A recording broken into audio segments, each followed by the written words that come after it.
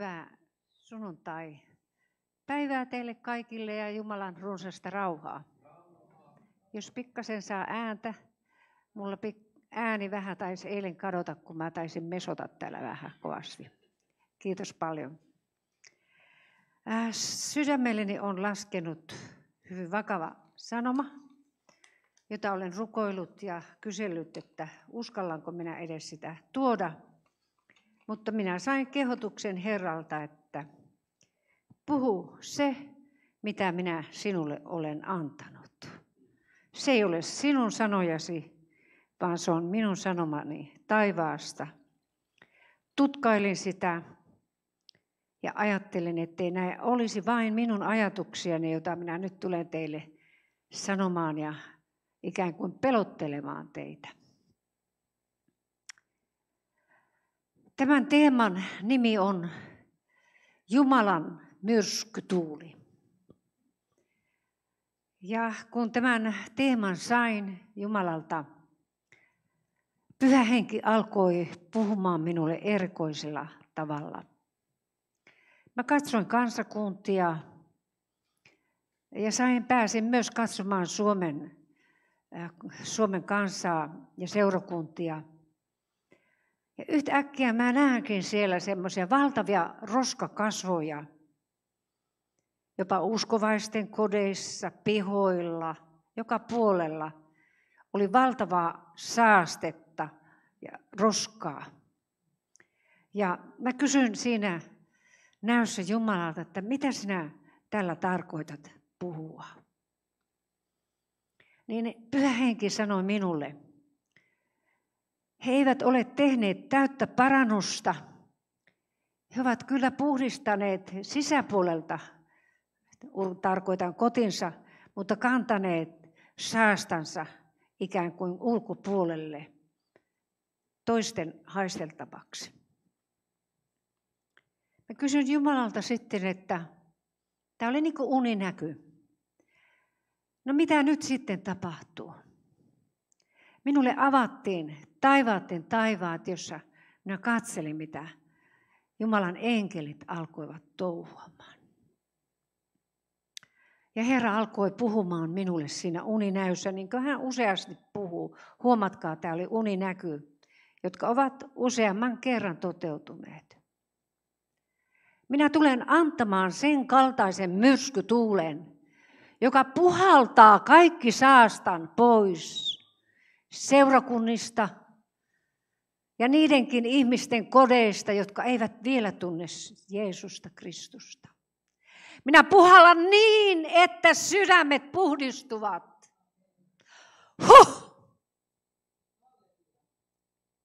Tekoparannuksia voidaan tehdä, mutta ne eivät ole aitoja parannuksia. Aito parannus lähtee aina sydämestä. Ja sillä on ihan selkeät seuraukset. Tämä on vain sellaista ulkonaista kuohunta. Me olemme tehneet parannukset, me olemme nyt seurakuntana yhteydessä. Meillä on niin paljon tätä rakkautta. Hönkäsen pöläys, ei mitään rakkautta, juurikaan, en sano teitä. No on totta kai ystävyyttä, mutta välittömästi, jos se ystävyys loppuu, alkaa pahat kielet laulamaan ja ruvetaan kääntämään hyvät asiat huonoiksi. Siinä se ystävyys on ja silloin sydän saastuu. Jumalalle tärkein ja paras on puhdas ja aito sydän. Ja kuinka se saavutetaan? Saadaan niin, että me seurustelemme Jeesuksen kanssa joka päivä ja aterioisemme hänen kanssaan. Ja avaamme sydämemme ja sanoo, että tule Herra Jeesus minun sydämemme ja aterioimme yhdessä ja seurustelemme hänen kanssaan. Oletko kuullut, että Jeesuksen kanssa voi seurustella? Vaikka olet yksin, minä rakastan niitä hetkiä, kun saan Jeesuksen kanssa olla. Ei minun tarvitse puhua. Ei minun tarvitse kuulla mitään ääniä mistään. Saan vaan olla tietoisena siitä, että Herra on minun kanssani ja hän haluaa seurustella.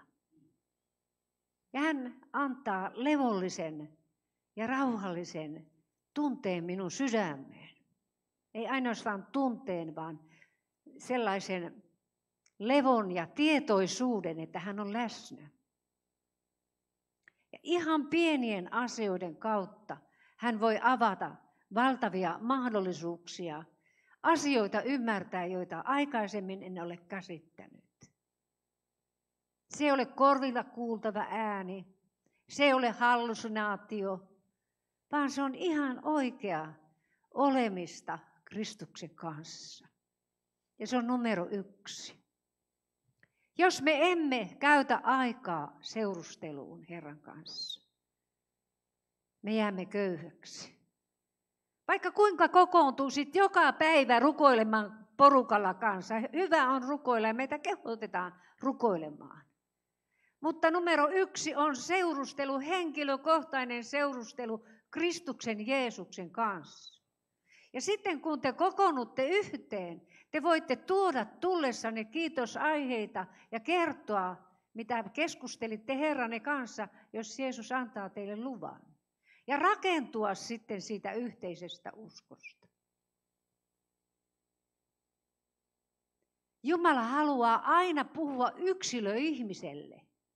Ei vain jollekin valtaville massoille. Hän oikein rakastaa sitä, että hän saa tulla sinun kanssasi seurustelemaan ja aterioimaan. Ajattele kuningasten kuningas. Meidän Herramme Jeesus Kristus rakastaa meitä niin paljon, että hän antaa meille aikaa ja audenssia seurustella hänen kanssaan. Me tulemme näkemään hyvin voimakkaita tapahtumia vielä tulevien kuukausien aikana. Monet tulevat säikähtämään niitä yllätyksiä, mitä tulee tapahtumaan. Ja ne yllätykset Jumala sallii, että tämä kansa heräisi. Jumalaton kansa ja Jeesuksen seuraajat. Ja tätä ei voi hallita edes hallitus eikä presidentti eikä muu, kun Jumala antaa ne tuulet taivaasta. Väkevät voimalliset tuulet, silloin menee ikään kuin kaikki ristiin rastiin. Ja sitten yksi osa voi syyttää hallitusta, presidenttiä, pääministeriä, eduskuntaa, kun kaikki on näin sekaisin.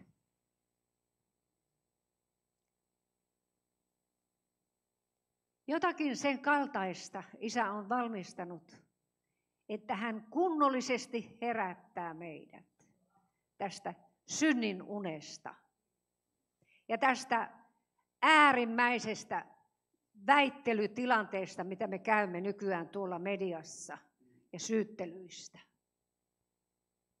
Seuratkaapa, aina ennen sotia ja sotien jälkeen on monenlaisia mellakoita, taisteluja, nousee monenlaisia ikäviä asioita, lakkoja. Ja me tiedetään, että saatana on näiden takana. Ensimmäisenä laitetaan heikot, sairaat, kuolevat, jotka ovat tuolla tehoilla, niin ne saa jäädä sitten oman arvonsa nojaan, koska me emme saa tarpeeksi palkkaa. Mä en ota kantaa mihinkään poliittisiin asioihin. Siis ihmisiltä on kadonnut niin sanottu omatunto ja terve etiikka. Sitä ei ole, koska saatana on syöttänyt sen, että me tarvitsemme enemmän rahaa. No niin, rahahan on se, jolla maailmaa hallitaan kautta aikojen, ja sehän on saatanan yksi semmoinen päätavoite, että me keskitymme vaan siihen money, money, money, money.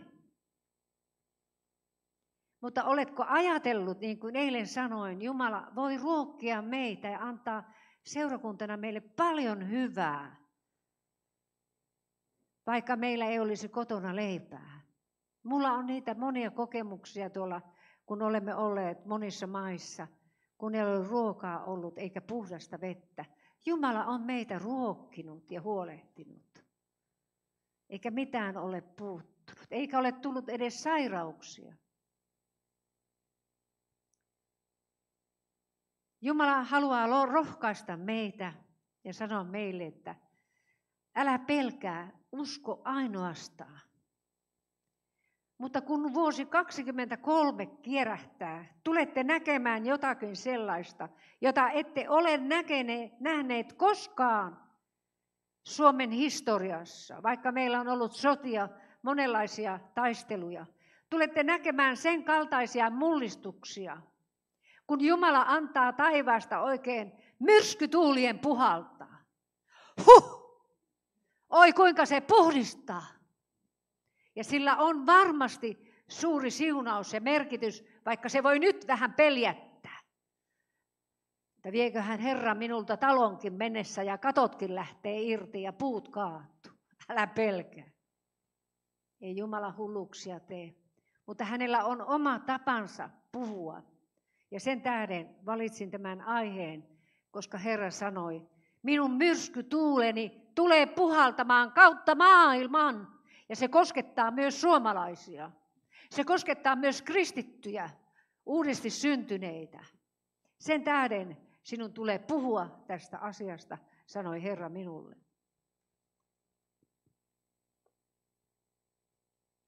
Mitähän se sitten edellyttää meiltä? Se edellyttää meiltä uskovilta hyvin syvää luottamusta Kristukseen. Siellä sanotaan Paavalin kirjeessä galantalaisille 5. luvussa. Te olette näet kutsutut vapauteen, veljet. Älkää vain salliko vapauden olla yllykyksi lihalle, vaan palvelkaa toisianne rakkaudessa. Sillä kaikki laki on täytetty yhdessä käskysanassa. Rakasta lähimmäistäsi niin kuin itseäsi. Mutta jos te purette ja syötte toisianne, katsokaa, ette toinen toistanne perin hävitä. Minä sanon teille, vaeltakaa hengessä, ette te himoa täytä. Sillä liha himoitsee henkeä vastaan ja henki lihaa vastaan. Nämä nimittäin ovat toisensa vastaan. Niin ette tee sitä, mitä tahdotte. Mutta jos te olette hengen kuljetettavana, niin ette ole lain alla. Mutta lihan teot ovat ilmeiset. Ne ovat haureus, saastaisuus, irstaus, epäjumalan palvelus, noituus, vihamielisyys, riita, kateellisuus, vihat, juonet, erimieliset ja lahkot. Kateus, juomingit, mässäykset ja sen kaltaiset, joista teille edeltäpäin sanoin, niin kuin ennen olen sanonut, jotka sen kaltaista harjoittavat, eivät peri Jumalan valtakuntaa. Täällä mainitaan myös mässäykset. Se ei ainoastaan ole se juominki, vaan se mässäykset. Mutta hengen hedelmät, huomioitkaa nyt. Nyt tullaan siihen kohtaan, joka koskettaa meitä varmaan vuonna 2023 ja näinä tulevinakin päivinä.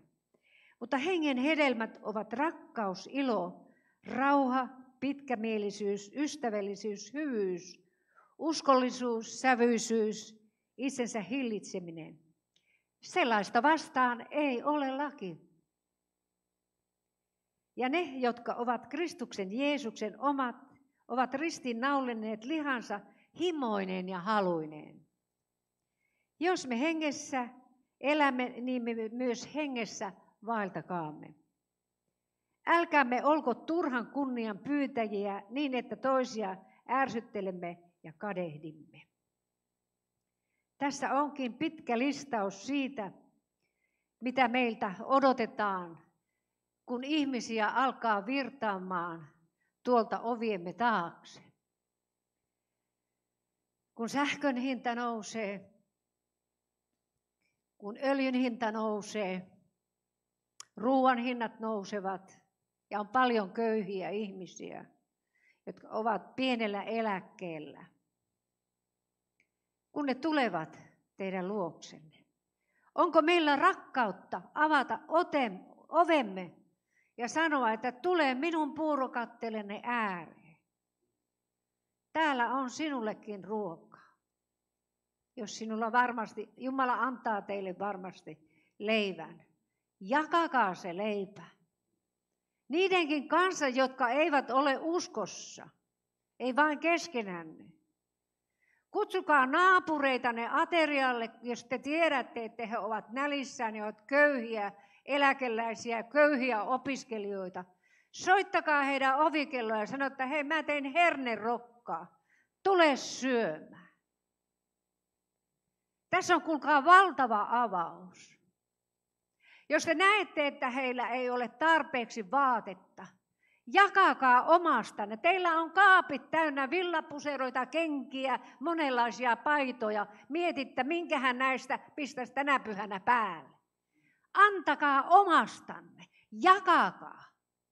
Ei vaan seurakuntalaiselle, vaan sille maailmalle, joka tulee teidän luoksenne kurjana ja köyhänä. Näin te voitatte heidät Kristukselle. Ja näin täyttyy teidän kohdallanne tämä Jumalan pyhän hengen antama siunaus. Pyhä henki vaikuttaa meissä rakkautta. Se vaikuttaa meissä sydämellisyyttä ja nämä hengen hedelmät meissä tulevat esiin. Että meidän hedelmämme eivät ole vain kuivettuneita, rypistyneitä, kuolleita hedelmiä siellä, vaan ne ovat oikeita hedelmiä, josta me voimme jakaa sitä Jumalan hyvyyttä. Ja näin teidät tunnetaan Jumalan lapsiksi, koska te jaatte omastanne. Minä kerron erään tapauksen. Me olimme Raamattuopistolla. Markku Hemmilä nimen on monta kertaa maininnut ja Hannu oli samalla kurssilla. Panin nämä kaksi henkilöä mieleen ja näin on ihmeellisesti jatkunut nämä vuodesta toiseen tämä yhteys. Markku Hemmilä tuli sanomaan, kuule Aili, Jumala on antanut hänelle tehtävän. Minulla ei ole kauan aikaa. Hänellä oli verenvuoto, tämmöinen juoksutauti. Hän sanoi, että minun tehtäväni on avata sinulle tietä. Ja minä olen ihan silmät pöllällä, että mitähän tietä se Hemmilä mulle avaa. Hemmilä oli sairaanhoitaja hyvin, hän osasi venäjää ja hän oli monilla matkoilla tulkkina minullekin. No kun Raamattuopisto päättyi ja ensimmäisen kerran sitten Hemmilä ilmoitti, se oli ne iloinen kaveri. Punaiset posket aina ilmoittaa, halleluja. Välillä mä ajattelin, että voisi se nyt vähän vähemmänkin tuon hallelujaa sanoa, mutta nyt mä oon niin iloinen, kun mä muistan. Sitten sanoi, että mä oon kyllä aina tulessa. Ja monet suuttu ja jossakin sanotte, että sinua ei edes seurakuntaa oteta kynnysmatoksi. Ja erään kerran sitten Hemmilä ilmoitti, että heidän suuri omakotitalo on tyhjä. Isä ja äiti on lähtenyt matkalle, että me saadaan pitää kokous.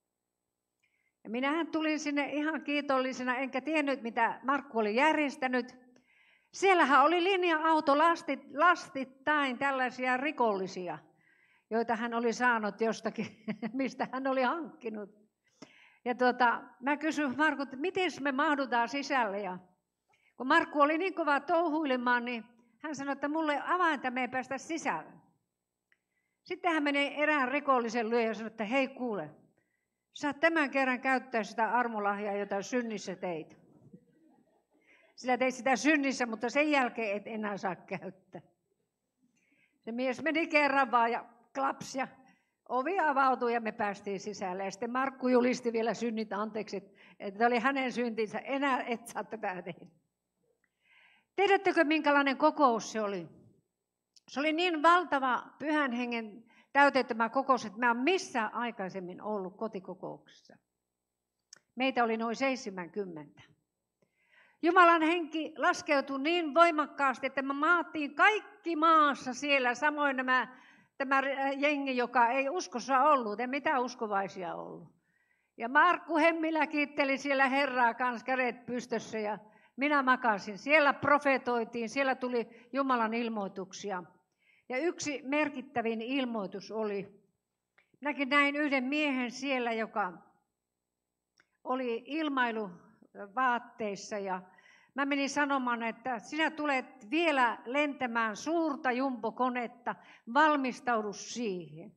Se rupesi nauramaan ja nauroi siinä ihan kippurassa tällä ajatuksella. Sain sitten noin 15 vuotta myöhemmin tietää, että hän on USAssa suuren jumbon lentäjä, päälentäjä. Ja hänen vaimolleen tuli sanoma, että hän tulee olemaan tämmöinen geenitutkija. Silloin mäkin ajattelin, että tämä menee ihan hulluksi, mutta kerrotaan nyt, kun ollaan näin hulluja kaikki sekaisin, mahataan täällä lattialla. Sieltä tuli myös ilmoitus, että hänen vaimonsa valmistuu ja hän on siellä Yhdysvalloissa myös geenitutkijana. Ja monia semmoisia sanomia, mitä siellä tuli, ne toteutui. Jumala on kukaan ihmeellinen, eikä hän salli itseänsä pilkattavan. Vielä tästä Hemmilästä sen verran. Sitten hän taisi mennä Tampereen Sanomiin töihin, ja kun ne siellä pojat kovia oli kiroilemaan, niin Markus, että hän päätti, että aina jos hän kuulee, että ne kiroilee, hän huutaa suurella äänellä, kiitos Jeesukselle, halleluja! Ja sitten tämä meni jo niin pitkälle, että siellä mentiin Tampereen lehden toimittajalle valittamatta, kun Hemmilä kiittelee Herraa. Ja Hemmilä kutsuttiin vastaanotolle. Hemmilä sanoi, että pojat kiroilee joka mutkassa ja mä oon tehnyt päätöksen, että joka kerta kun ne kiroilee, niin mä huudan, että kiitos Herralle, halleluja! Ja siihen loppu kuule kiroilemiset, eikä Hemmilää mihinkään erotettu, mutta se rauhoittui se tilanne. Mä olin Jerusalemissa, kun sitten mulle tuli ilmoitus, että Estonia on hukkunut ja Hemmilä on nukkunut pois ja siirtynyt taivaaseen. Ja sen jälkeen sitten täytyy sanoa, että tuli semmoinen tyhjä olo, että nyt yksi esirukoilija on pois. Hemmilän ja Tampereen helluntaiseurakunnan ja Hervanan työn kautta ja myös minun työni kautta syntyi seurakunta ja se on Hervanan katukappeli. Siellä tuli satoja ihmisiä uskoon, parantui lääkäreitä. Elokuvateatteri oli niin täynnä, että rapuilla istui ihmisiä. Ja samoin Varissuolla, kun aloitimme työn mieheni kanssa. Aluksi oli noin 50 ja niitä lisääntyi edelleen. Ja siitä syntyi seurakunta. Ja se oli silloin, siihen aikaan se oli Itä-Saalem sillä nimellä. Mutta sitten ne halusi muuttaa sen Uusi Pesulan nimeksi. Silloin minähän olin jo aikaisemmin lähtenyt muualle ja koin, että kirjoitin sitten, että kiitän tästä työajasta. Jumala on kutsunut mut kiertämään tuonne muualle ja jätin ja siivosin työpaikkani sitten ja lähdin pois. Jumalalla on erilaisia ihmisiä. Tämä Hemmilä vaikutti hyvin raivostuneelta, kun se oli aina halleluja, kiitos Herralle. Kun mentiin sitten Koreaan, minulle tuli kutsu, Jonki Cho kutsui minut sinne vierailulle ja sitten Helena Hemmilä ja sitten Markku saivat tulla mukaan. He olivat myös mun tulkkinani. Kun me mentiin pankkiin, niin siellä Hemmilä piti valtavat kiitospuheet, niin johtaja sanoi, että täällä ei saa huutaa, täällä puhutaan hiljaa. Halleluja, huusi Hemmilä vielä. Kun mentiin pihalle, mä sanoin, Markku hillitse vähän itse. No miten mä hillitsen, kun mä oon tulessa? Herran tulessa. No nyt minä ymmärrän, hänellä oli niin lyhyt aika. Häntä arvosteltiin joka puolelta, mutta häntä käytti valtavasti Jumalan henki. Ja sitten kun hän oli nukkunut, minä en niihin hautajaisiin päässyt. Limingan kirkko oli niin täynnä, että ihmiset eivät mahtuneet kunnolla sinne sisälle. Hemmilä marssi poliisilaitoksellekin ja teki siellä kysymyksen. Hei kuule, nyt on mahdollisuus. Tämä päivä on teidän päivänne antaa elämä Jeesukselle Kristukselle. Hän kävi pappiloissa, hän kävi joka ikisessä virastossa. Hän oli todella tulessa. Että ei niin herkästi lähdetä arvostelemaan, jos me nähdään tämmöisiä ihmisiä. Markulla oli lyhyt aika, mutta hän toimi hyvin tehokkaasti. No minä en tiedä, mikä on meidän aikamme, mutta Sen minä tiedän, Jumala on minulle myös puhunut, että hän on tähän Suomen maahan varannut myös minulle aikajakson, joka ei ole pitkä, mutta se on voimakas. Ja joskus vuonna 1985 täällähän oli voimakas herätys, kun olimme tuolla Seppo Pehkonen oli vielä Saalemin johtaja. Ja sitten Lauttasaaressa oli kokouksia, siellä oli muitakin, Järvisen Paavo. Ja sitten mulle TV:stä soitettiin, mä näin, istuttiin Markun kanssa katsomassa televisiota ja mä sanoin miehelle, että kuule, mitä varten minä olen, teille tuli uutiset ja sanotte, että herätys on alkanut, nauruherätys, ja Ester Aili Heinonen on siinä miehensä kanssa ja meidän naama pollottaa televisiossa. Se oli näky, ei se ollut todellista. Seuraavana aamuna soitettiin mulle Yle Ykköseltä. Oletteko Ester Aili Heinonen? Mä sanoin, kyllä. Me haluaisimme tulla sinne Lauttasaareen kuvaamaan. Olemme kuulleet, että siellä ihmisiä tulee paljon uskoon ja parantuu. Mä ajattelin, että se on joku vitsi. No tervetuloa vaan sitten. Mä ajattelin, että se on joku leikkii mun kustannuksilla.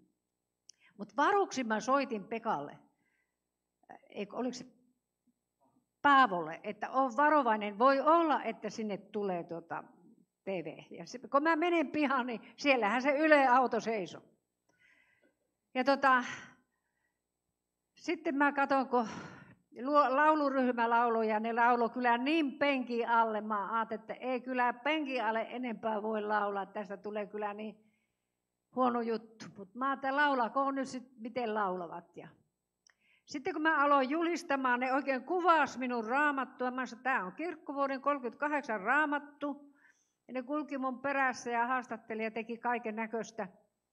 Ja sitten vetävät Ylen Ykkösen 4,5 minuutin uutinen. Nauruherätys on syntynyt, sen johtaja on Ester Aili Heinonen. No se oli silloin Torontossa. Eihän minä ollut käynyt koko Torontossa, enkä mä tiennyt mistään nauruherätyksestä. Mutta mähän muutenkin nauravainen ihminen. Mun tarvitsee Torontoon lähteä naureskelemaan tai hakemaan jotakin erikoisoppia. Mä osaan nauraa kyllä itselleni ja en mä toisille, mutta useimmiten mä nauraan itselleni. Niin minut leimattiin joksi Torontoon johtajaksi. Mä ajattelin, kuule, mä edes Torontossa käynyt. Minä olen tämmöinen iloinen, silloin kun Jumalan henki minua innoittaa, mä olen iloinen ihminen, mutta älkää minua sekoittanut siihen. Ja siitähän tuli valtava polemiikki sitten, että se Heinonen on nyt se, mä sitä kyllä meidän Toivolan taisto ja, no anteeksi taisto, et tykkää huonoa kun kuulet, mutta ja Tampereen Makkonen, ja ne kävi siellä Torontossa. Kummako niihin ei tarttunut se nauruherätys? No, ei tietenkään, ne tuntevat Jumalan sanan, mutta eihän se minuun sovi, eikä minua voitu siihen yhdistää, mutta tämä teki paljon hallaa täällä Suomessa. Me voimme kiittää Herraa siitä, että me saamme olla omia persoonallisuuksiamme. Ja joskus on hyvä nauraa itse itsellensäkin. Ja mä neuvoisin teitä, nuoret naiset, menkää johonkin tsumpa-jumppa. Musiikin kanssa hyppimään. Ei se hengellisyyttä mihinkään vie.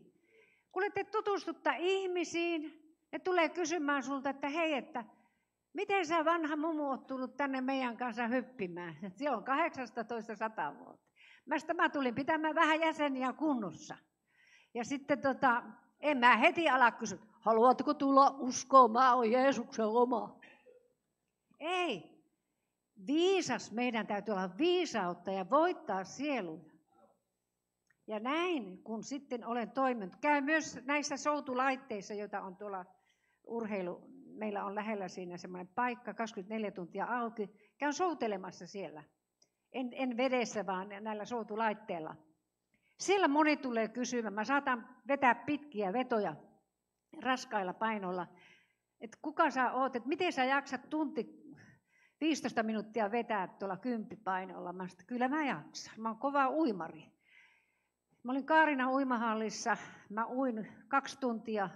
Niin uimahallin johtaja tuli sanomaan, että pitäisi tulla pois vedestä, että tää on jo liikaa. Mä sanoin, mä oon maksanut jo 2 tuntia. Tää on liikaa. Mä oon kova uimari. Mä saatan uida vaikka 3 tuntia, 4 tuntia ihan oikeasti. Kun tietää systeemi, niin se on ihan helppoa. En mä nyt sentään valtameren yli ole vielä uinut. Mä oon maksanut tämän ajan ja mä oon kova uimari, että älkää pelätkö, että en mä sydänkohtausta tähän saa. Mä uin nyt tämän 2 tuntia kyllä loppuun asti. Yhteen soittoon en käynyt edes saunassa. Pitäkää huoli myös fyysisestä tästä olemuksestanne, se on tärkeää. Mutta tärkeämpää on vielä tämä, sanotaan, että tämmöistä fyysisestä harjoittelusta on vähän hyötyä, mutta on sitä jonkun verran hyötyä. Mutta tästä hengellisestä elämästä. Nyt minä sanon teille, tulette näkemään, mitä Jumala tekee. Ja se, mitä hän tekee, se ei ole ihmisten kädessä. Aurinko ja kuu ja tuolla taivaalla, mitä siellä tapahtuu. Siellä alkaa tapahtua uusia asioita. Ne sädekentät, mitä siellä on, ne hakevat uutta paikkaansa ja aurinkosäteily tulee voimakkaammaksi. Monenlaisia muutoksia tapahtuu luonnossa. Ja te ette ehdi tehdä, tässä vuosisadassa ei ehditä tehdä, että ilmastonmuutos tulisi paremmaksi. Se tulee vaan huonommaksi. Se on vain yksi sellainen poliittinen pointti, jolla on hyvä ratsastaa. Naiset pankaa pois hiuslakat ja kaikenlaiset semmoiset muut tötöröt, että ette saastuta ilmaa. Ja älkää ajaka autolla, polkekaa pyörällä ja hiihtäkää suksilla talvilla. Näinhän te sitten säästätte sitten tätä meidän luontoamme. Mutta niin se vain on. Raamattu sanoo, että kun loppu tulee, tähdet tipahtavat taivaalta. Ihmiset juoksevat pakoon kallion koloihin. Tulee niin suuri ahdistus, että minä rukoilen, että tämä kansa saisi löytää vielä Jeesuksen Kristuksen omana pelastajanaan. Ja minäkin, joka teille puhun ja julistan, saisin olla niiden joukossa, jotka täältä lähtevät Jeesuksen luokse.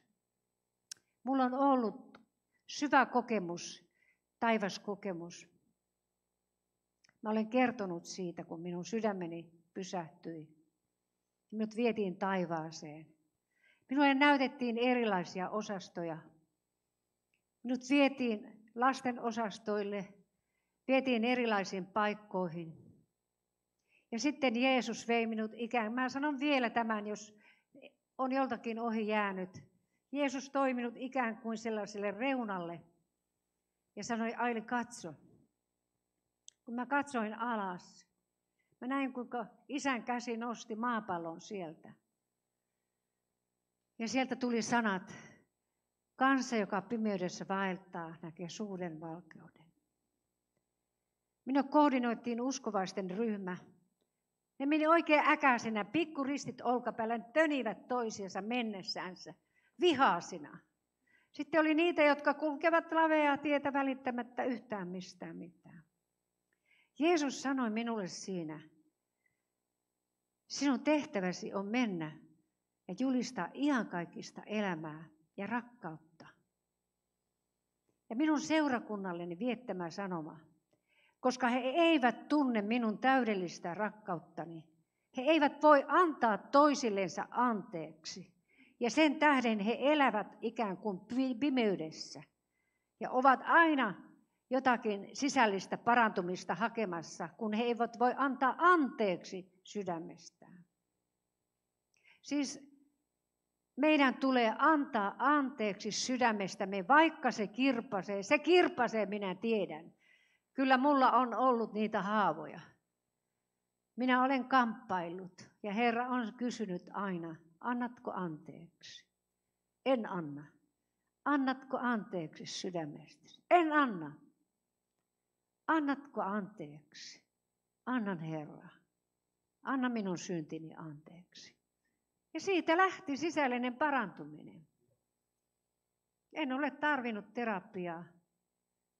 Olen saanut apua, kun olen ymmärtänyt, mikä siunaus on anteeksi antamuksessa.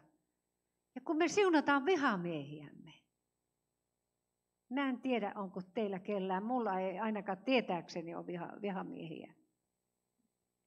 Mä en ole tätä julkisesti kertonut. Nyt mä kerron. Sirkka Parkkinen oli täällä eilen. Hän on Lahden seurakunnan evankelista ja minun, olisiko sanonut 30 vuotta vanha ystäväni. Ja mä olin Israelissa ja Sirkka meni Turkkiin. Mä sanoin Sirkalle, että hei, mä tulen Turkkiin sitten sun tykö. Missä hotellissa sä oot? Hei, mä oon siinä hotellissa, missä on James Bond, teki elokuvan. Okei, kyllä mä sen löydän. Sinnehän mä menin. Ja sitten mulle tuli välähdys, kun mä tiesin, että Turkissa me ei voida julkisesti julistaa. Mentiin sinne katolle. Mä sanoin Sirkalle, että oo sinä James ja mä oon Bond. Sitten me tehtiin semmoisia ketsejä. Siellä kuvattiin. Ja sitten paineltiin matkatoimistoon ja kysyttiin, sanottiin, että tässä on James ja mä oon Bond. Me haluttaisiin nyt sitten lähteä kuuma ilmapallo lennolle tuonne Kappadokiaan. Ja me saatiin sitten se lento, me käytiin siellä ja se oli valtava siunaus. Me saatiin rukoilla tämän oppaan puolesta ja olla sellaisessa hostellissa, jotka olivat uskovaisen perheen omistuksessa. Mummi oli noin 90-vuotias ja nämä 2 nuorta miestä oli hänen lapsenlapsiaan. Mutta sitten Herra sanoi meille, nyt painelkaa sinne Bosporin sillalle. Sitten voitte mennä katsomaan, sieltä löytyy kyllä, kun Sirkka kun on semmoinen räväkkä. Sirkka rupesi kuvaamaan niitä vanhoja tykkiä, että mitä sä sanot näistä? Mä sanoin, hei nokko, vanhaa kalustoa kuule. Ei niillä enää mennä. Meidän täytyy ottaa semmoinen kunnon sukellusvene, että mennään tekemään estokampanja tuonne meren alle. No Sirkka kuvasi sitten semmoista vanhaa rötiskön näköistä venettä. Mä sanoin, ai tämä on James Bondin vene. Mä sanoin, okei, se selvä. Ja mennään sinne sillalle, ja sehän on kiellettyä aluetta. Yksi juutalainen pariskunta pidätettiin ja vietiin vankilaan.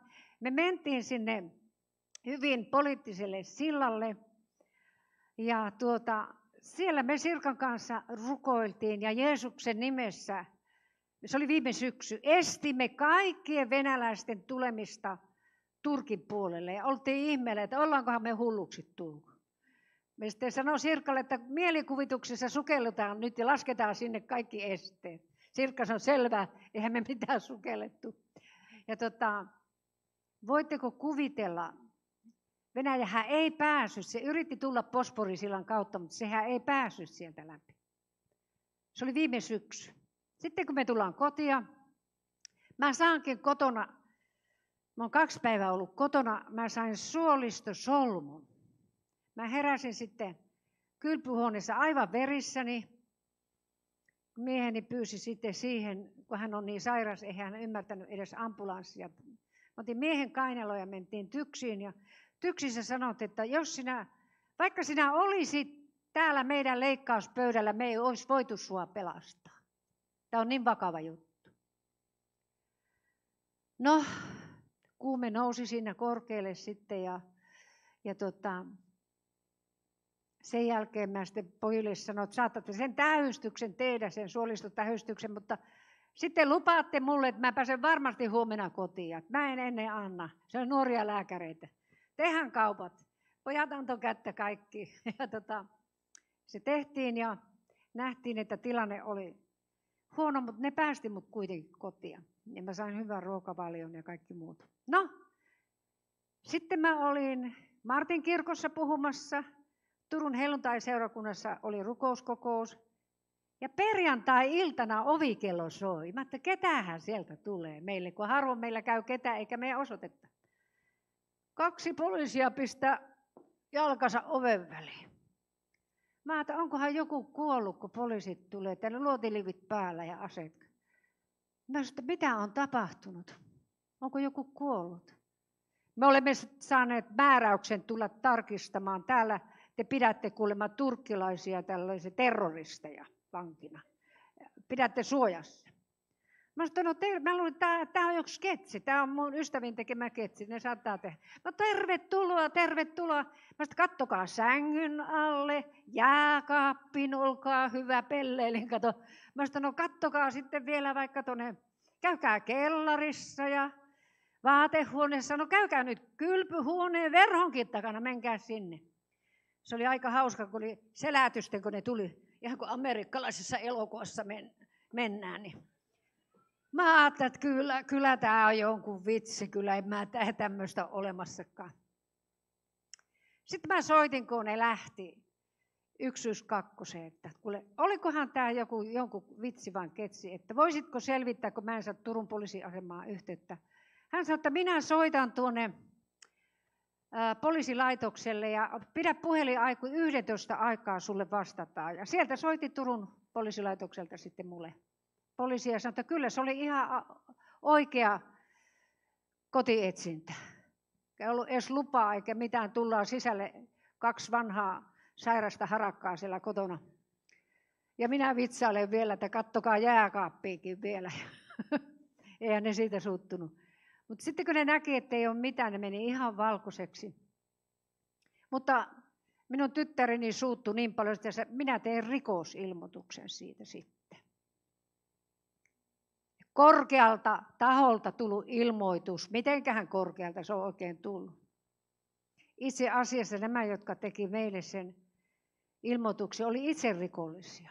Ja me tehtiin rikosilmoitus siitä ja asia on nyt sitten heidän hallussaan. No ei tämä tähän lopu. Viime perjantaina ovikelloa soitettiin niin rajusti. Mä ajattelin, että siellä on joku hätä, naapuri katsoo ovisilmästä. En mä avannut, mä näin, että siellä oli aivan vieras ihminen. Ja se oli aivan aggressiivista soittoa, kun mä oon hankkinut sen London kellot oikein, että se soi kyllä koko talon ympäri. Mä oon hieman huono kuulo, kun ne olitte huomanneet, että mä aina kysyn mitä. Ja minä en avannut sitä ovia. Mä menin hiljaa verhon takaa katsomaan sitten siitä, että kun se poistuu rapusta, että mihin se menee. Tulee kuule meidän parvekkeen alle ja kuvailee siellä kuule, kun siinä ei mitään muuta parveketta, meitä. Herra ajattele, edellisyönä antoi mulle unen. Sulje kaikki työhuoneen verhot, makukamarin verhot, olohuoneen verhot ja keittiön verho jätin vähän raolleen. Et noin 20 senttiä oli olohuoneen verho silleen. Mä katsoin sieltä keittiön sieltä välistä, niin hän kuvailee. Mä tein siitä ilmoituksen taas. Että jaksaapa ne leikkiä. Ja sitten Facebookiin oli tehty Sirkka Parkkinen, joka oli täällä, kaapattu mun Facebook ja siellä oli Putin. Ja Ester Aili Heinonen oli Putinin kanssa rinnakkain siellä. Ja siellä oli sitten tämä presidentti, sanoisi nyt tämä, jossa käydään sotaa Venäjän kanssa. Zelski, joo. Zelskillä oli iso punainen tämmöinen pellenenä. Ja siinä me sitten Putinin kanssa mukaan julistetaan, että me puhdistetaan Ukrainaa kaikesta tällaisesta rikollisuudesta ja huumeista ja natsismista. Että minä olen mukaan Putinin kaveri. Eikö tämä aika hauskaa? 70-vuotias mummu on oikein Putinin kaveri. No ei mitään. Sirkka pani kiireen viestin mulle, että hei, sulla on Facebook kaapattu. No se asia kyllä selvitettiin kiireesti ja saatiin siihen asiaan jotakin järkeä. Siis tämän kaltaista hyökkäystä ja ilkeyttä ja pirullista, no se on saatana itse. Sehän siellä on asialla. Se on hermostunut. Ennen kuin sota alkoi, unessahan Jeesus mulle puhuu, aina unessa. Minä näin unen, jossa Jeesus kysyi minulta, että oletko valmis lähtemään? Minä hyppäsin sängystä ja tein asennon, Herra, heti olen valmis lähtemään. Ja ihmettelin, että mihin lähtemään. Seuraavana yönä tuli saatana ja nauroi oikein räkäisesti. Kuule, sinä et mene mihinkään. Minä tuhoan sinut täällä Suomessa. Minä tuhoan sinut. Mä sanoin, että Jeesuksen nimessä ulos. Ja se lähti. Tämän kaltaista on hengellisen sodankäynnin tämmöiset ensiaskeleet. Monta niitä on nähty ja monta kertaa olen ollut menettää henkeni Jordaniassa, mutta meinattiin ampua. On monta tilannetta, mutta minä sanon teille, kuinka autuasta on siirtyä täältä Kristuksen luokse. Mutta haluaisin vielä jatkaa tätä aikaa täällä, koska minä tiedän, että minulla tämä työ on kesken. Mä olen ollut noin 20 vuotta ehkä täältä Suomesta pois, ja silloinhan täällä oli valtavat herätykset. Sionkin oli aivan täynnä, ja sanoin Saalem ja Tampereen seurakunnat, ihmisiä, ja uskomattomia oli kokouksissa. Ei ne ollut kaikki uskovaisia, jotka vaan kokoontuu kampanjoimaan. Mutta sitten mä kyllästyn. Mä ajattelin, että nyt mä lähden sitten muille maiselmille, ja kiersimme tuolla Boliviassa Andeilla ja asuimme siellä ja sitten muissakin maissa. Mutta nyt minä haluan lukea teille vielä lopuksi ennen kuin päätän puheeni. Kätkekää nyt sydämeenne. Ahdistuksen ajat ovat tulossa. Jumalan myrskytuulet puhaltavat. Ja ne tekevät sen jäljen, mitä varten se myrskytuuli lähetettiin. Mutta sen jälkeen alkaa ihanuuden aika seurakunnalle, koska me voimme tehdä työtä niiden kanssa, jotka eivät vielä Kristusta tunne. Sinä saat tarjota kodissasi puuroa. Sinä saat antaa lämpimän takkisin, joka on ylimääräinen. Sinä voit olla lähellä ja lohduttaa ja rukoilla heidän kanssaan. Mutta minä luen tämän täältä. Tämä on pitkä. Tämä kuvaa paljon sitä minun taivaskokemustani, mikä minulle näytettiin Jeesuksen luona. Noustaan ylös kuulemaan yhdessä.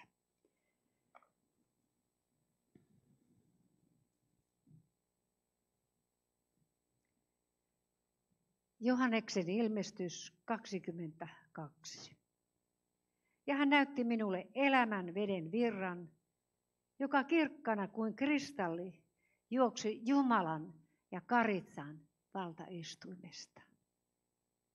Keskellä sen katua ja virran molemmilla puolilla oli elämän puu, joka kantoi 12 hedelmät, antaen joka kuukausi hedelmänsä, ja puun lehdet ovat kansojen tervehtymiseksi. Eikä mitään kirousta ole enää oleva, ja Jumalan ja Karitsan valtaistuin on siellä oleva. Ja hänen palvelijansa näkevät hänen kasvonsa, ja hänen nimensä on heidän otsissansa. Halleluja. Eikä yötä ole enää oleva. Eivätkä he tarvitse auringon valoa, sillä Herra Jumala on valaiseva heitä. Ja he hallitsevat aina ja iankaikkisesti. Ja hän sanoi minulle, nämä sanat ovat vakaat ja todet. He ja Herra, profeettain henkien Jumala, on lähettänyt enkelinsä näyttämään palvelijoilleen, mitä pian tapahtuman pitää. Ja katso, minä tulen pian. Autua se, joka ottaa tämän kirjan ennustuksen sanoista vaarin. Ja minä, Johannes, olen se, joka tämän kuulin ja näin. Ja kun olin sen kuullut ja nähnyt, minä lankesin maahan kumartaakseni sen enkelin jalkojen eteen, joka tämän minulle näytti. Ja hän sanoi minulle, varo, ettet sitä tee. Minä olen sinun veljesi ja profeettain kanssa palvelija. Ja niiden, jotka ottavat tämän kirjan sanoista vaarin. Kumartain rukoile Jumalaa. Ja hän sanoi minulle, älä lukitse tämän kirjan profetian sanoja, sillä aika on lähellä.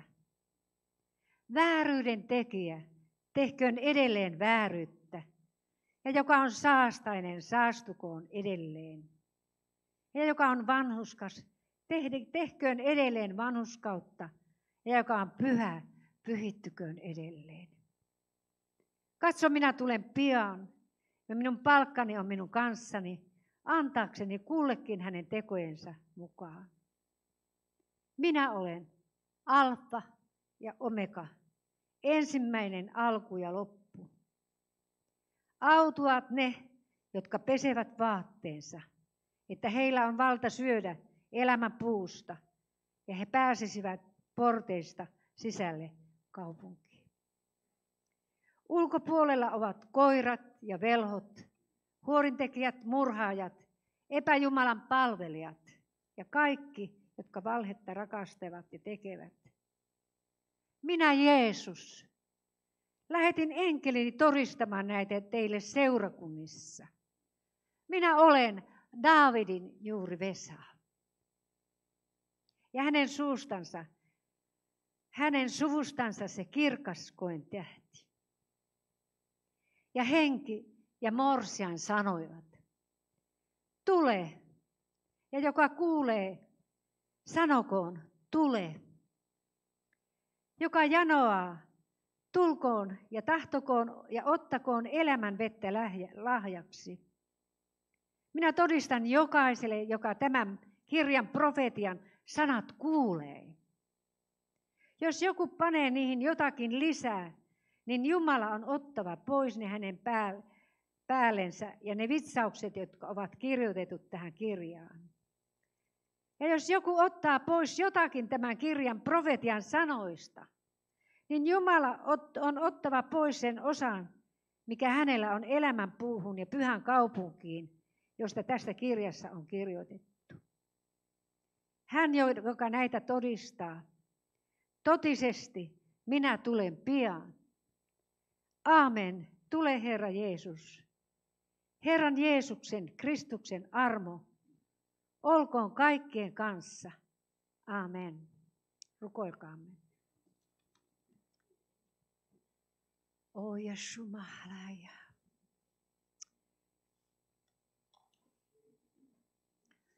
Taivaallinen Isä, meidän Isämme, joka olet taivaassa. Me lähestymme sinua.